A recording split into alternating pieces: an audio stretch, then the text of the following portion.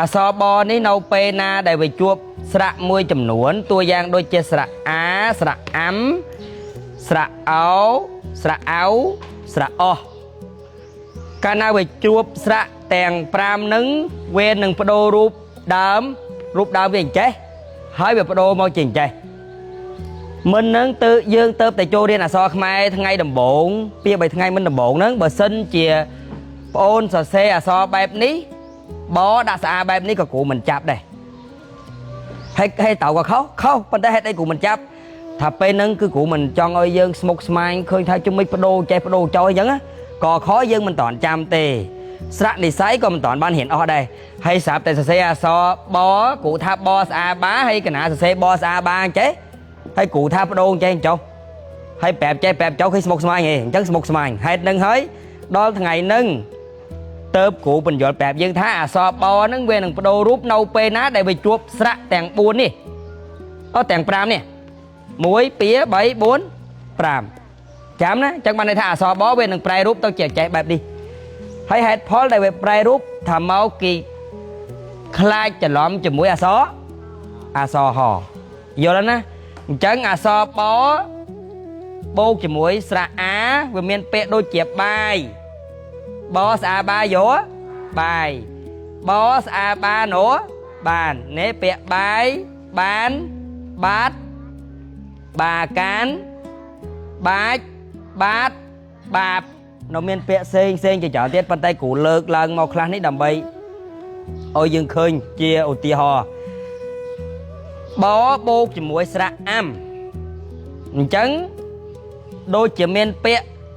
បាំងថ្ងៃណែបាំងថ្ងៃបាំងសាច់ណែបាំងឆាត់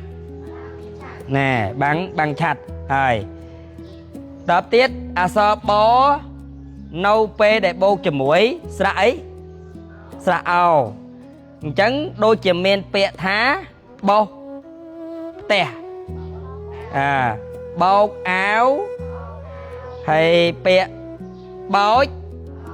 បយហ្នឹងគឺបយហាវណែតបទៀតបោកពេលដែលដើរជាមួយស្រៈអោគឺវាបដូរទៅជាបែបនេះឃើញទេដើម្បីវាលាក់អាធាតុដើមកុំឲ្យច្រឡំណាអាដើមវាអញ្ចេះអញ្ចឹងវាចេញទៅជាអញ្ចេះបៅកូនបៅ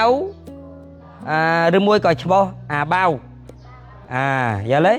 ហើយនៅមានពាក្យផ្សេងទៀតអាហ្នឹងគ្រូគ្រាន់តែលើកមកជាឧទាហរណ៍តបទៀតអក្សរបនៅពេលដែលផ្សំជាមួយស្រៈអោះនេះខ្យល់អគឺអានស្រៈអោះយើងរៀនតាន់ដល់ទេយើងរៀនទៅតែដល់ស្រៈអៀទេអានេះស្រៈអោះនៅពេលដែលដើរជាមួយព្យញ្ជនៈបនេះវាមានរូបរាងបែបនេះបដូរគ្នាបោះឆ្នោតនេះបោះឆ្នោត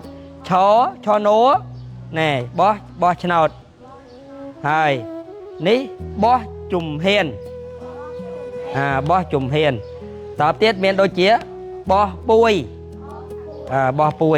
ហើយនៅមានពាក្យផ្សេងជាច្រើនទៀតប៉ុន្តែអ្វីដែលសំខាន់គឺយើងត្រូវចាំថាអក្សរបនេះនៅពេលណាដែលជួបស្រៈទាំង5នៅខាងលើនេះវានឹងប្រែរូបអញ្ចឹងគ្រូនឹងសួរយើងនៅថ្ងៃស្អែកឬមួយក៏ស្អែកមួយតើអក្សរបវាជួបស្រៈណាខ្លះវានឹងប្រែរូបអញ្ចឹងយើងចំណាំណាមានប៉ុន្មាន1 2 3 4 5ហើយ